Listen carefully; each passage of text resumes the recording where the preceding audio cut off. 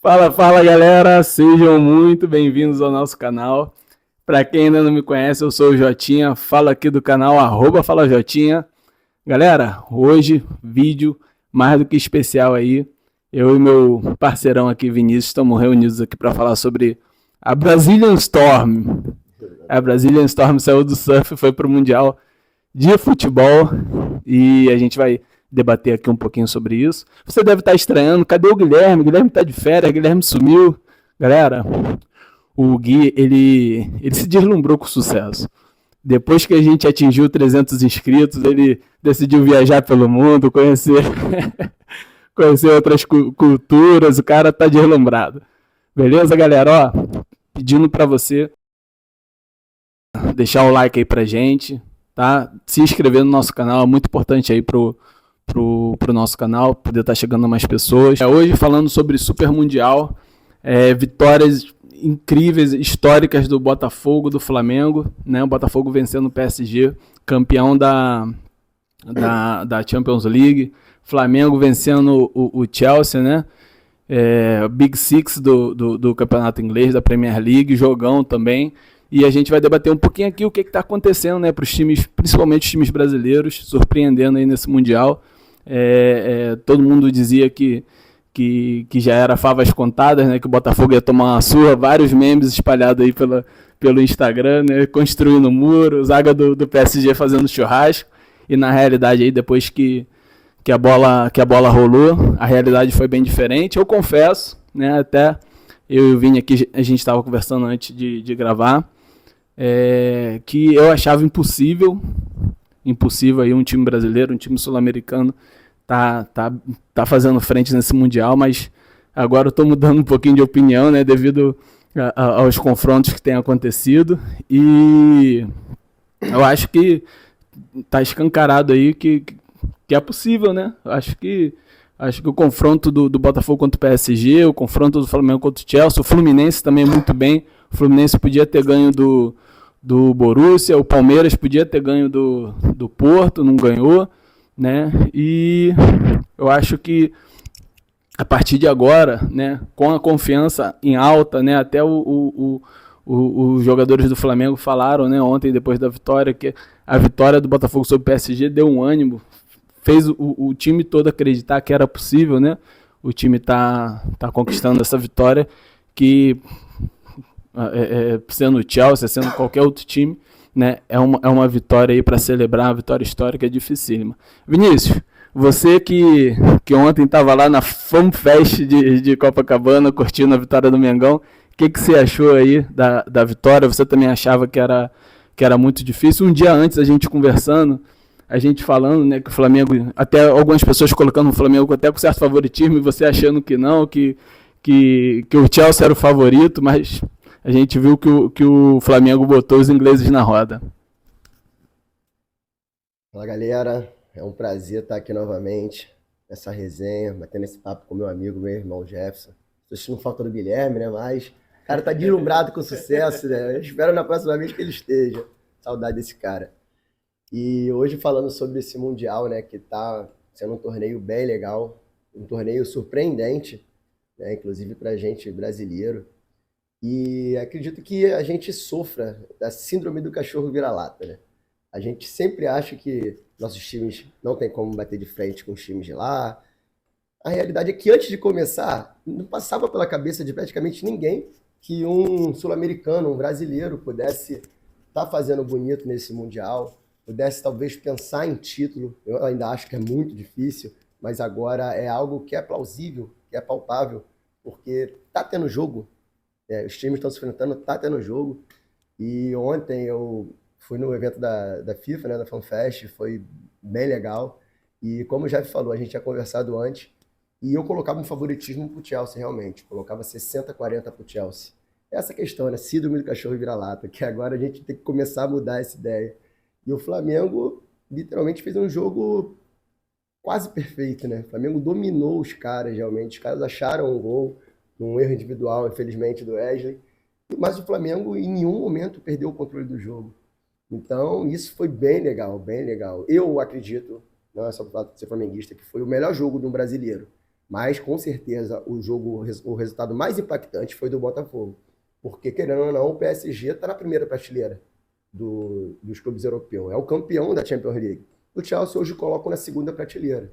Mas, então, eu acredito que a vitória do Botafogo foi mais impactante. Mesmo o Botafogo não tendo dominado o jogo, ter usado uma outra estratégia, que foi a estratégia de um jogo mais reativo, de se defender bem. Eu acho que o Botafogo se defendeu muito bem. Muito bem. Apesar do PSG ser esse timaço, eu não lembro de defesas espetaculares do John, por exemplo. O John não foi aquele time tão exigido. O PSG teve 75% de posse de bola, eu acho, mas ficava rodeando a área, porque a marcação do Botafogo foi muito boa. Muito boa. O Botafogo jogou dessa forma, marcando e jogando por uma bola, que também é uma estratégia também, e que é válida também. É válida. Então, eu acho que foi o jogo, a vitória mais impactante foi a do Botafogo, mas acho que o Flamengo foi o time que jogou melhor. E a Fluminense também jogou muito contra o Borussia. O Fluminense merecia ter ganhado. Merecia ter vencido. Merecia ter ganhado aquele jogo. O Everaldo tem uma oportunidade clara. Como é que o camisa 9 não vai chutar aquela bola no gol, gente? Isso não existe, não existe. Se fosse o Cano ali, por exemplo, o Cano chuta de qualquer lugar do meio de campo, ele chuta. Aquele gol ele faria, com certeza, com certeza. O Palmeiras jogou muito bem contra o Porto também. E para mim está sendo surpreendente esse jogo. Do Palmeiras não, do Palmeiras eu acreditava que ia ter jogo. A gente até conversou antes, mesmo, né? Você falou antes mesmo. O Jotinha achava que o Porto era favorito, eu botava 50-50, eu achava que o Palmeiras ia jogar bem, e aconteceu, o Palmeiras jogou bem. E eu acho que dá pra gente sonhar aí com algum clube brasileiro aí brigando por esse título. Porra, Vinícius, se a gente for ver, cara, desde 2012 um brasileiro não ganhava de um europeu, né? E a gente fica fantasiando, né? Quando não tem os enfrentamentos, né? Quando você não tem ali uma amostragem do que realmente pode acontecer, a gente fica só fantasiando, né?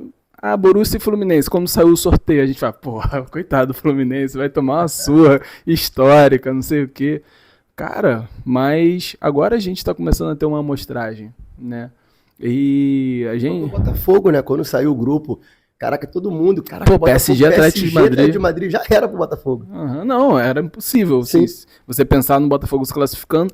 Até... E o futebol, ele tem algumas coisas, cara, que são próprias, né, do futebol. Quando houve o sorteio, né, dos grupos, o Botafogo estava num momento péssimo, né? A gente fala muito, né, sobre planejamento, sobre a questão da SAF, né? E o Botafogo abriu mão praticamente do primeiro semestre todo, né? A gente já falou bastante sobre isso no canal. Obviamente, eu não concordo, né, com essa estratégia de você não jogar o Carioca, você abrir mão de uma taça que o Botafogo não tinha, que era a Supercopa do Brasil, a Recopa Sul-Americana, e você desmobilizar a torcida depois de um momento tão incrível na história do Botafogo, que foi a conquista da Libertadores, a conquista do Brasileirão, e naquele momento que tem o sorteio, né, a torcida tá totalmente desacreditada. Fala, porra, PSG? Caramba, tudo bem. E o PSG numa crescente com o Luiz Henrique, né? Logo na vez do Botafogo pegar o PSG, os caras virou o melhor do mundo, né? Então... Não só o melhor do mundo, meteu 4 ou 5 na final. Os últimos 3 jogos do PSG foi pela final da Copa da França, ganhou de 3-0. Final da Champions League, 5-0. E na estreia do Mundial, 4-0 no Atlético de Madrid. Pô, a gente achou que ia ser um saco de pancada. O PSG não passava em branco desde março do ano passado. E o próprio Luiz Henrique falou na coletiva após jogo que o Botafogo foi o melhor time que se comportou defensivamente frente ao PSG, né, na temporada inteira. E realmente você falou aqui agora, e é verdade, o Botafogo pouco sofreu no jogo. Teve um chute de longe do Kvaratskhelia, que o John defendeu bem, e teve uma outra na pequena área que o John espalma para a pequena área, ele defende meio no susto, e o Barbosa tira da pressão. O Botafogo, por exemplo, ele finalizou 4 vezes, né, no gol, e o Paris Saint-Germain só finalizou 3. Né? Tu vê que mesmo com o domínio, né, 75% de posse de bola, o Botafogo ainda conseguiu finalizar mais no gol. E, cara, esse jogo não dá nem para você, né, a gente falando aqui primeiro de indo mais a fundo sobre PSG e Botafogo, esse jogo, cara, não quero nem fazer uma análise tática, de estatística, nada disso, cara. Esse jogo foi é algo histórico. Acho que foi uma vitória não só do Botafogo, foi uma vitória do futebol brasileiro.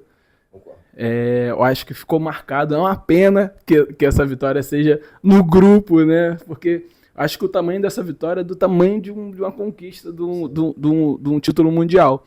Né? Não, claro que não vamos querer encomendar fax, né, de título mundial, mas assim, eu vi até um botafoguense falando, acho que foi o Zé Fogareiro, se eu não me engano. E, cara, eu concordo com ele. Ele falou que o sentimento da vitória sobre o PSG foi maior, de alegria, assim, de satisfação do torcedor, foi maior do que a conquista do Campeonato Brasileiro. Ali, aquele jogo que a gente ganha do São Paulo, por exemplo. A emoção foi muito maior você ganhar do... E eu senti isso também. Né? Você viu o jogo comigo? Eu senti isso também, a gente ficou maluco, cara. A gente ficou completamente maluco, transtornado, embriagado, né?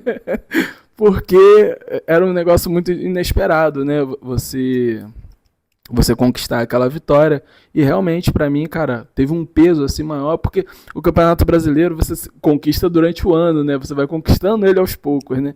E ali uma vitória tão marcante como aquela sabe, algo pra gente não só comemorar, mas assim, pra ficar na nossa lembrança de forma eterna, né, cara?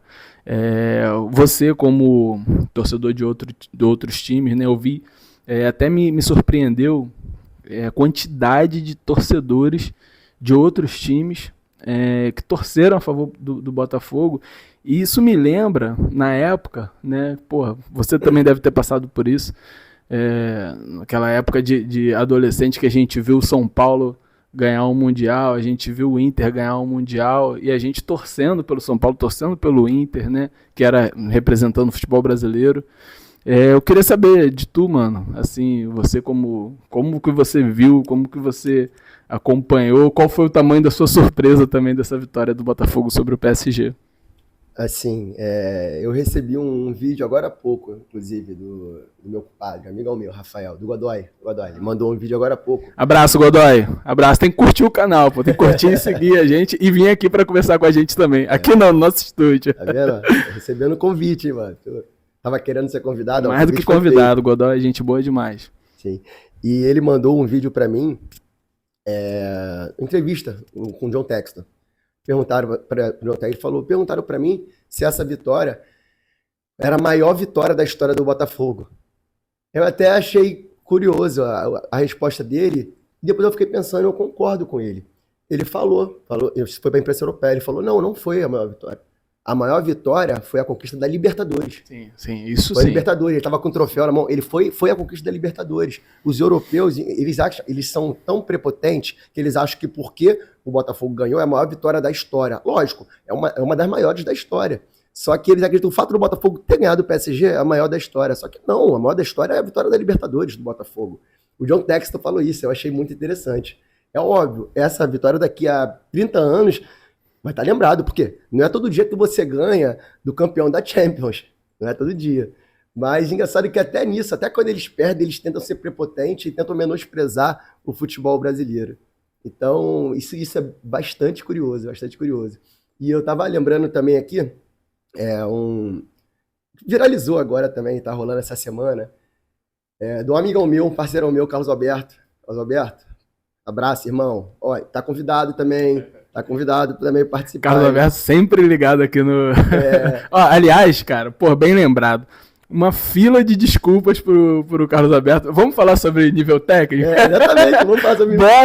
Bota o PSG para jogar aqui a segunda divisão do Brasil, lá no calor lá de Maceió, que eu quero ver, meu irmão. O Carlos Alberto falou isso ano passado e virou meme, virou piada, pessoal fazendo chacota.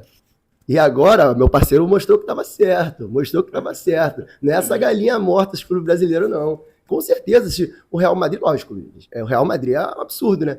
Mas realmente tem dificuldades que acontecem aqui. O Carlos Alberto falou, você joga em cada campo horrível, num calor de 40 graus e tal, isso influencia pra caramba. Os caras estão penando com o calor lá. Eles estão penando com o calor, estão tentando até justificar esses jogos difíceis que estão tendo contra a gente por causa do calor. Só que o calor é pros dois.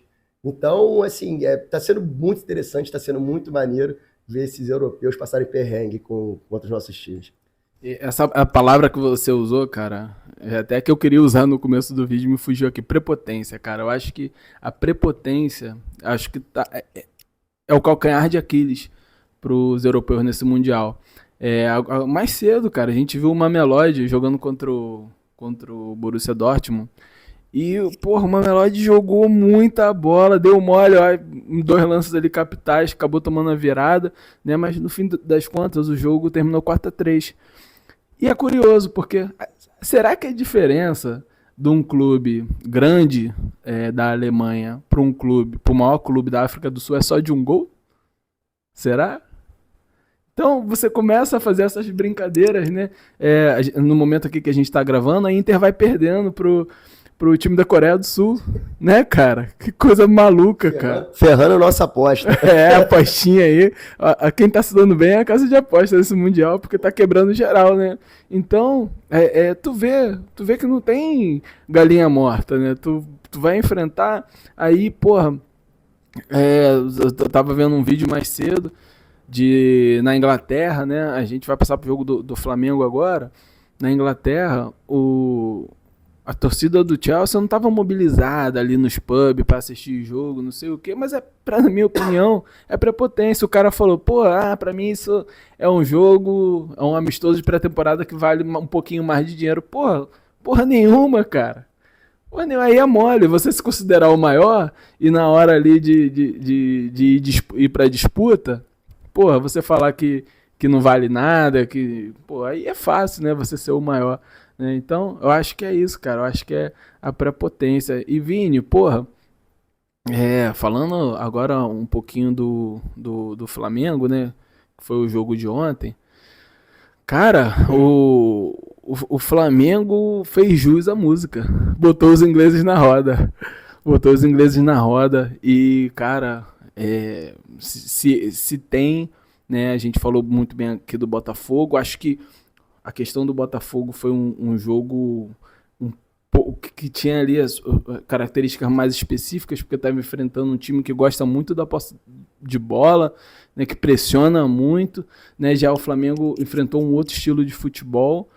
E, cara, tu não acha que essa vitória dá confiança pro torcedor se imaginar aí numas quartas, numas semifinal, brigar pelo título mundial? Tu acha que agora, depois dessa primeira amostragem aí, é possível? É o que eu comentei com os amigos meus ontem. Nem nos meus maiores sonhos eu imaginava um negócio desse acontecer. O Flamengo pegar um gigante europeu e dominar os caras. Tem jogo no Brasil que o Flamengo faz que é mais difícil do que o jogo que a gente fez ontem. A gente passa mais perrengue. Um Flamengo em Palmeiras, um Flamengo em Botafogo. O jogo fica mais equilibrado. O jogo de ontem não foi equilibrado. Ontem não foi equilibrado. Não foi. O Flamengo dominou o jogo inteiro. Os caras abriram a caixa de ferramenta. Os caras estavam batendo até na mãe deles. Batendo pra caramba. E não teve jeito. Então, assim, o jogo de ontem realmente me deixou confiante de que dá pra gente brigar. Lógico, vai ser muito difícil. Mas a gente vê que aquele bicho-papão não é da forma que a gente pensava, não. Então, depois do jogo de ontem, eu acho que dá pro Flamengo sonhar. É porque o Flamengo classificou em primeiro já, o primeiro classificado, se não me engano, né? Já classificou em primeiro. Grande chance do Flamengo pegar o Benfica, por exemplo, nas oitavas. Eu prefiro pegar o Benfica do que pegar o Bayern. Muito acessível. Eu não quero ser prepotente também de achar, porque a gente ganhou do Chelsea, a gente vai ganhar do Bayern com facilidade. Não quero ser prepotente. Para mim é melhor pegar o Benfica. Não que a gente vai ganhar do Benfica, com certeza, mas eu acho que é mais acessível. E passando do Benfica, numas quartas de final, pode ter Flamengo e Botafogo. Porque tem grande chance do Botafogo terminar em primeiro. O Botafogo tem como empatar ou ganhar o Atlético de Madrid. Se empatar, termina em primeiro. A gente tá acostumado a ganhar de vocês no Maracanã, no Engenhão, agora fora do Brasil, não sei como é que é o retrospecto, né? E aí o Botafogo, muita chance de pegar o Inter Miami nas oitavas. O Botafogo vai passar do Inter Miami. Lógico, futebol não é ciência exata. Nunca duvide da capacidade do Botafogo de fazer vergonha, cara. Nunca não duvide, cara. Não duvide se a gente não se classificar na segunda. Não duvide, cara. Mas o cenário, assim, provável é de ser o Flamengo e o Botafogo numas quartas de final de Mundial. Que, caraca, isso seria incrível, seria impressionante. E aí, quem ganhar Flamengo e Botafogo, numa semifinal, pode pegar um Real Madrid da vida, por exemplo, que é um jogo diferente. Mas pra ser campeão, a gente tem que ganhar desses gigantes. A bolinha que o Real Madrid tá jogando, cara. Pô, contra o Al-Hilal, o Al-Hilal jogou melhor que eles. Jogou melhor que eles. Então, aí tu vê que dá pra gente sonhar. Dá pra um brasileiro ganhar esse Mundial, sim. É difícil pra caramba. Mas por que não sonhar? Se a gente tá jogando tão bem, se os caras não estão conseguindo botar a gente na roda, a gente tá colocando eles na roda. Então, assim, dá pra gente sonhar. Cara, você que tá aí com saudade do nosso hoster, nosso apresentador aqui, Guilherme, ele mandou uma participaçãozinha aqui. Vou pedir pro Vini puxar aí o vídeo dele. Quem tá com saudade aí do Guilherme, galera, não deixa de estar, você que tá aqui até agora, não deixa de estar curtindo. O Guilherme falou que só vai voltar a apresentar o programa depois que, se esse vídeo bater 30 likes. 30 likes, pô, o que é 30 likes, né, galera? Então vamos puxar aí essa corrente aí pra gente ter o nosso apresentador aí no próximo programa. Fala galera, sejam muito bem-vindos a mais um episódio do nosso grande podcast Fala Jotinha. Vocês devem estar estranhando, né? Geralmente eu apresento aí, faço a abertura do nosso podcast e hoje eu tô como um convidado. Por motivos de força maior, eu não tô podendo, galera, prestigiar esse grande, esse fascinante momento que nossos clubes brasileiros estão vivendo aí nesse grande mundial. Estou aqui direto de Juiz de Fora e garanto para vocês que eu tenho acompanhado bastante e com muito orgulho das nossas equipes. Jotinha, grande beijo, o Vini que também tá aí com a gente no estúdio Jotinhas. E galera, é impossível não falar da alegria que eu acho que todo torcedor flamenguista, torcedor tricolor, né, Fluminense, nosso torcedor palmeirense, né, está vivendo aí com tudo que está acontecendo, né? A gente vem fazendo aí boas partidas. O nosso querido Fogão conseguiu bater o PSG e tirou esse fantasma, esses memes que estavam aí recheados na internet. Como o nosso querido Rica Peroni falou, isso mostra que não existe esse abismo, essa diferença tão absurda quanto aos times europeus. E a gente vê esse padrão, esse futebol de raça, de vontade que nossos clubes estão jogando aí, que mostra que não é só o investimento. É claro que há uma disparidade de investimento absurda, mas quando a gente fala de vontade de jogar, de vontade de jogo, de mostrar futebol, a gente está vendo que Flamengo, Botafogo, Palmeiras, Fluminense têm feito isso. E é um futebol que mostra o que é a imprevisibilidade do futebol dentro de campo. Baseado nisso, eu queria perguntar para vocês dois o seguinte, a gente vê hoje talentos mostrando-se nesses jogos. Por exemplo, o Igor Jesus. Eu tinha num dos episódios falado o nome dele, o pessoal riu. E eu, como Carlos Alberto aí, ó, vocês estão vendo. A gente acaba mostrando algumas outras coisas. Eu queria perguntar para você o seguinte, diante de tudo isso, a gente consegue enxergar alguns outros jogadores que não estão em times de alto escalão, como do padrão europeu, que vão conseguir entrar nas seleções, não falo nem só das equipes brasileiras, mas das sul-americanas, né, que vão conseguir desempenhar um bom futebol e talvez serem escalados para suas seleções, né, e não a gente só dar ênfase aos clubes europeus, onde tem os grandes jogadores de milhões. A gente consegue aí ver esses talentos dentro do Botafogo, dentro do Flamengo, dentro do Fluminense, nessa partida mundial, que podem ser os novos nomes, os grandes nomes cativos aí, principalmente para nossa seleção brasileira, como Igor Jesus, para mim, seleção brasileira. A gente consegue ver isso aí? Galera, beijo no coração de vocês. Um abraço aí pro nosso irmão Guilherme, nosso apresentador. Guilherme, estamos te esperando aí semana que vem pra gente dar continuidade aí no nosso podcast. Vini, responde aí o Guilherme aí, o que você acha aí do Igor Jesus na seleção, o nível de enfrentamento que esses caras estão tendo aí no Mundial. Saudade de você, irmão. Saudade, hein? No próximo quero você aqui pra gente bater esse papo. E boa pergunta, irmão, boa pergunta. Assim, tem alguns jogadores que eu não conhecia, por exemplo. O Jotinha me mostrou um golaço que teve hoje no Mamelodi, um brasileiro, Lucas Ribeiro, né? Lucas Ribeiro.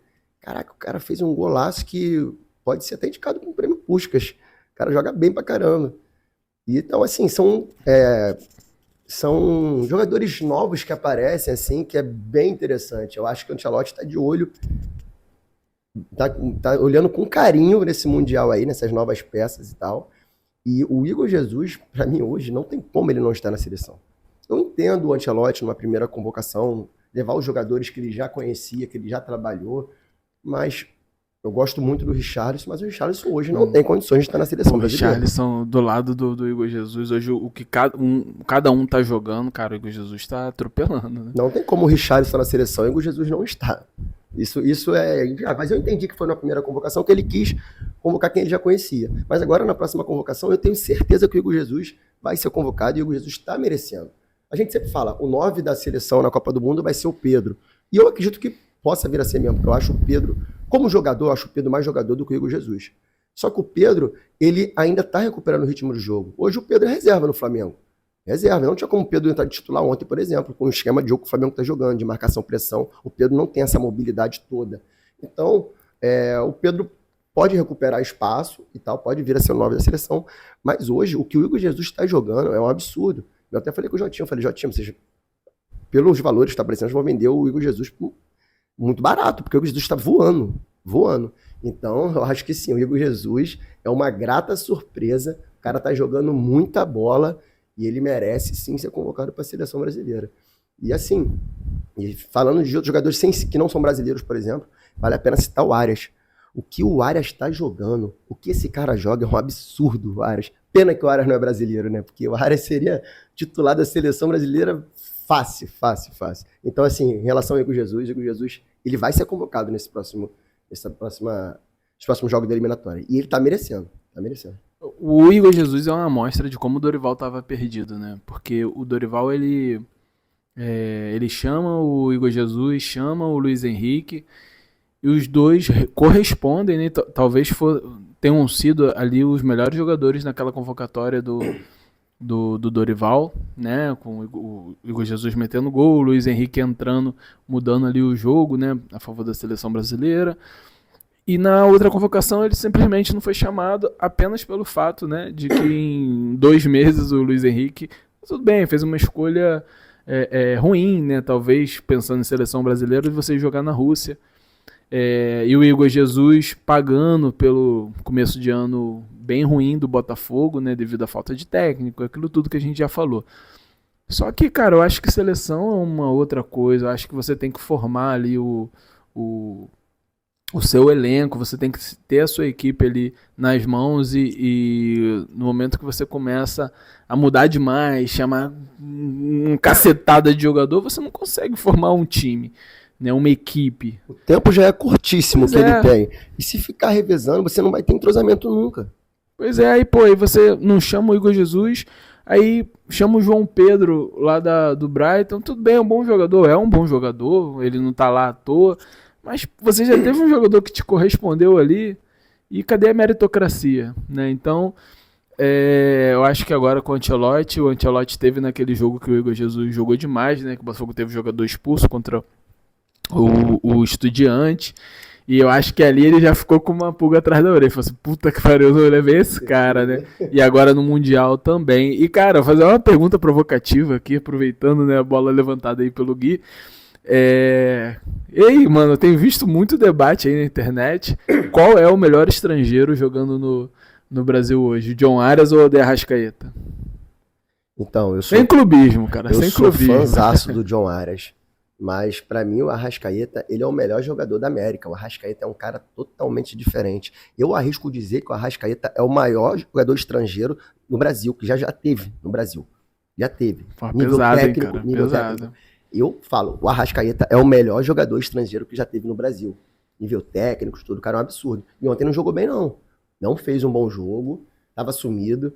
Inclusive, quando o Felipe Luiz tirou, é por isso que o Felipe Luiz está lá como treinador e a gente está aqui comentando. Quando o Felipe Luiz tirou o Arrascaeta, eu comentei, eu falei, caraca, o Arrasca não tá bem. Mas como é que tu vai tirar o cara que é, pra mim, o melhor jogador da América, o cara que tá destruindo, o cara que tá metendo gol de todas as formas, um gênio. Como é que vai tirar num jogo desse? O cara pode achar uma bola do nada e tal. Ele tirou o Felipe Luiz, botou o BH. Questão de minutos. O BH fez um gol, deu assistência pro outro gol. mudou tudo. Foi uma que a gente estava comentando, foi uma reação imediata. Eu ia te perguntar exatamente isso, né? Porra, o que tu achou na hora que o Arrascaeta saiu pra entrada do Bruno Henrique? Eu achei que o Felipe Luiz tava maluco, cara. Não eu discordei, eu comentei com o moleque, eu falei, cara... O melhor jogador do time, pô. Eu discordei, aí só que eu falei com ele, cara, mas a gente confia no trabalho do Felipe Luiz, né? Então vamos ver no que vai dar. Mas eu não faria isso, porque é muito pesado tirar o craque do time, assim, num jogo tão decisivo, esse contra um Chelsea da vida. E ele mostrou que a tendência do Felipe Luiz é, em breve, não ficar mais no Brasil. O Felipe Luiz tem potencial para ir para um time da Europa, ser um treinador do time europeu, pegar uma seleção daqui a muitos anos. O Felipe Luiz ele tem um potencial absurdo e ele mostrou isso ontem. E em relação a Arias e Arrascaeta, não é demérito eu achar o Arrascaeta melhor que o Arias, não, porque para mim o Arrascaeta ele é o maior estrangeiro da história. Mas o Arias joga muito, eu queria muito o Arias no Flamengo. Para mim, eu arrisco dizer que o Arias os jogadores do Fluminense, o Arias seria o único que seria titular no Flamengo. O Arias está jogando, eu até falei no meu último vídeo que eu acho que o Arias, tanto o Arias quanto o Arrascaeta também, são dois jogadores de nível europeu jogando no Brasil, né? A gente fala de nível europeu, não sei mais se eu vou usar esse termo não, hein, cara. Acho que do jeito que o nosso futebol brasileiro tá, não sei se esse termo cabe mais não. Mas como já é um jargão do futebol falar isso, né? Eu acho que eles são nível futebol europeu nesse momento, assim, a bola que eles estão jogando. Cara, o John Arias, pô, ele acelera o jogo na hora que tem que acelerar, segura na hora que tem, chuta de fora da área, aparece na área para finalizar, completo, meio campo completo. O Fluminense tem feito muito bem, conseguido muito bem. Não sei como o Fluminense tá conseguindo segurar o John Arias aí. Um desses dois poderia ser brasileiro, né, cara? Porra, pois é, cara. Né, cara. Pois é, tinha vaga. Acho que os dois seriam titulares na seleção brasileira.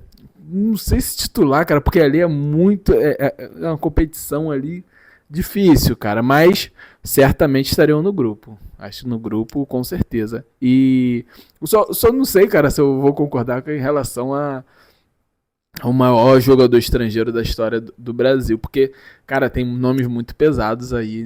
No próprio Flamengo mesmo, teve o Pet, né? Porra, o Pet acho que foi um dos maiores jogadores que eu vi jogar, assim, estrangeiro no Brasil. Pô, teve o Seedorf, né, no Botafogo, com um peso enorme. Mas você concorda que é aceitável isso? Acho que é discutível. Se tu parar pra pensar, 3 que muito acima do Arrascaeta estrangeiro assim é difícil, cara. Não sei, cara. E não é só pelo que ele fez no Flamengo, né? É pelo que ele fez no Cruzeiro também, né? Então, mas é discutível. É difícil agora você, né, puxar de cabeça todo mundo que jogou tão bem aqui no Brasil. Teve um monte aí de jogadores que passaram, né? Mas eu acho que cabe aí a brincadeira. Cara, indo aqui, né, encaminhando aqui pro final, eu queria falar um pouquinho também, já que a gente está falando sobre o John Arias, né? O que você acha? Onde é que você acha que esse Fluminense pode chegar? Onde é que você acha que esse Palmeiras pode chegar no Mundial? O Fluminense, ele me surpreendeu positivamente. Me surpreendeu, não sei se é a palavra certa, porque eu falava com os amigos meus tricolores, quando tava o Mano Menezes, que eu acho um cara fraquíssimo como treinador. É um cara que até como pessoa não é das melhores, todo mundo sabe disso. É um cara que não é de elenco, que não é de grupo, um cara prepotente. Eu falava pra vocês ficarem com o Mano Menezes, vocês vão cair. E eu até comentava, falava, por que vocês não trazem o Renato Gaúcho, cara? Renato Gaúcho, eu gosto do Renato Gaúcho. Eu gosto. Muito flamenguista não gosta. Mas, por exemplo, depois de Jorge Jesus, para mim o Renato Gaúcho, antes de chegar o Felipe Luiz, foi o período que o Flamengo jogou melhor. O Flamengo foi campeão com o Dorival, Copa do Brasil, Libertadores, a maior campanha da história do Flamengo na Libertadores, ganhou todos os jogos, empatou um só. 2019 a gente perdeu, inclusive, as pessoas às vezes esquecem disso, mas a campanha de 2022 foi muito melhor que a de 2019, com o Dorival. Mas o período que o Renato Gaúcho estava no Flamengo foi o período que o Flamengo voou, o Flamengo só goleava. Ele até fala, né, que ele fala assim, pô, eu acostumei o torcedor do Flamengo mal, a gente tava ganhando de 5, de 4, aí, pô, o jogo que a gente ganhava de 1-0 a gente era vaiado. Exatamente, e eu sempre digo isso, a final que a gente jogou melhor das 3 recentes da Libertadores foi que a gente perdeu pro Palmeiras. O Flamengo estava jogando muito contra o Palmeiras, muito, que era o Renato treinador. O melhor jogador em campo dos 2 times, que era o Andrés Pereira, acabou errando. Acabou errando. Então, eu achei que o Renato deu azar no Flamengo. Eu acho o Renato um bom treinador. É um cara que o grupo gosta dele. É um cara que ele consegue ter o grupo na mão realmente, tanto titular como reserva. O jogador não fica puto de estar no banco. É um cara que ele é boleiro, ele tem a linguagem dos jogadores. Talvez ele não seja aquele primor taticamente e tal, mas eu acho o Renato um treinador muito bom. Então, eu comentava, por que você me traz o Renato Gaúcho, cara? Dito e feito. Trouxe o Renato. O Renato agora teve os dias para treinar, porque o Fluminense não estava jogando bem querendo, também o cara não teve tempo para treinar, agora teve tempo para treinar, o Fluminense melhorou, evoluiu pra caramba. Então, assim, no início, antes de começar, a gente falava, Fluminense só vai passar porque o grupo com o Fluminense é um grupo fraco, teoricamente, né? É um grupo fraco. Mas não passa das oitavas, mas olha, do jeito que o Fluminense tá jogando bem, tem um caminho acessível. Eu, se eu fosse tricolor, eu sonharia também, cara, por que não sonhar? E o Palmeiras, do jeito que o Palmeiras está jogando bem também, o Palmeiras vai brigar também para chegar nesse. Eu coloco os 4 clubes do Brasil com chance de título depois de tudo que está acontecendo. Lógico, difícil pra caramba, absurdamente. Mas vai ser difícil pra gente, vai ser difícil pros europeus também. Você tem que escalar uma montanha todo jogo, né? Teve uma frase, cara, que eu achei maravilhosa do nosso técnico, né? Renato Paiva, que queria até abrir aqui algumas aspas pra ele aqui, cara, que eu critiquei também ele. Eu acho que botafoguense que não criticou o Renato Paiva no primeiro momento, né? Mas a gente No tem primeiro jogo também, ele deu mole, mexeu mal no segundo tempo. Exatamente. Então, cara, ele tem mostrado ali muita sabedoria nas suas falas, tem mostrado que conhece bastante de futebol. E eu acho que nesse momento eu posso dizer que o Botafogo tá em boas mãos. Então, ganhar a gente não sabe se vai ganhar. Na Copa do Mundo são 32 times querendo ser campeão mundial, então a gente não pode, né, jogar o cara um trabalho no lixo porque não é campeão. Se não for campeão também brasileiro, da Libertadores, cara, isso, né, mas o que a torcida sempre quer, que a torcida sempre cobra, é que o time seja competitivo, né? E o Botafogo tem sido competitivo. Ele tem conseguido tirar o melhor de cada jogador, tem conseguido controlar o incontrolável no Alexander Barbosa, que é um jogadoraço, mas muito bom. Ele peca bastante pelo emocional ali, às vezes sai fora do ar, né? Então acaba prejudicando o Botafogo. E ele soltou uma frase, cara, antes do jogo contra o PSG, que foi fenomenal. Ele falou que o cemitério do futebol está cheio de favoritos. E é verdade, cara. É verdade, né? Todo mundo falando que o Botafogo não ia ganhar, o Botafogo não ia vencer, né?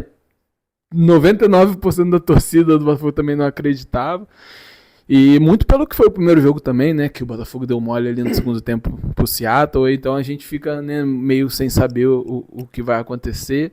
Mas é verdade, cara. O futebol está cheio, o cemitério do futebol está cheio de favoritos. E a Copa do Mundo tem mostrado isso, né?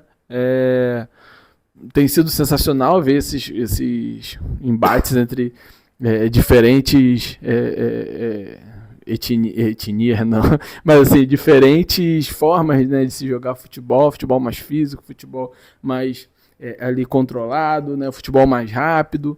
E no final das contas, se você não entrar, né, focado, se você não respeitar o seu adversário, né, vou dar uma de Guilherme aqui, isso vale para tudo na nossa vida. Se a gente não respeitar o próximo, se a gente não valorizar ali o trabalho do próximo, cara, no futebol não se ganha de véspera, né? Futebol se ganha dentro de campo. Flamengo mostrou isso ontem, Botafogo mostrou, Fluminense mostrou contra o Borussia, e assim a gente espera que o nosso futebol brasileiro possa dar mais alegrias ainda nesse Mundial. Tá bom, galera? Ó, você que ficou até aqui, mais uma vez, curte aí nosso vídeo, nosso episódio. Não deixa de estar acompanhando também a gente nas outras redes sociais. Estamos no Instagram, estamos no TikTok, no Spotify, de vez em quando está saindo lá também um episódio para você poder estar curtindo no carro, poder estar curtindo enquanto faz um exercício ali na academia. Tá bom? Um beijo para vocês. Vou passar a palavra aqui final pro meu convidado de hoje, nosso... Não é convidado, né? Já faz parte aqui do Fala Jotinha, tá sempre com a gente. Galera, assim, pra finalizar, você que é tricolor, você que é botafoguense, você que é flamenguista, você que é palmeirense, independente do que acontecer, de quem for campeão, porque só um ganha, né? Ou seja, se algum brasileiro ganhar, 3 não vão ter ganhado, mas eu acredito que todos nós temos que nos orgulhar do que os nossos times estão fazendo lá. E é aquilo, né? A arrogância precede a queda. Então, esses europeus que sempre foram arrogantes, prepotentes, eles estão vendo que não é bem assim que funciona. É 11 contra 11. Então, eu acho que todos nós temos que nos orgulhar do que a gente está fazendo, que a gente está fazendo bonito pra caramba. E, pô, um prazer estar aqui novamente. Gostou do estúdio? Gostou do estúdio? Gostei. A cervejinha, televisãozinha. É bom pra mudar, né? Pra diferenciar. Muito boa essa resenha aqui e tamo junto, galera. Um abraço, até a próxima. Tchau. Hoje vamos falar de futebol, como foi a rodada.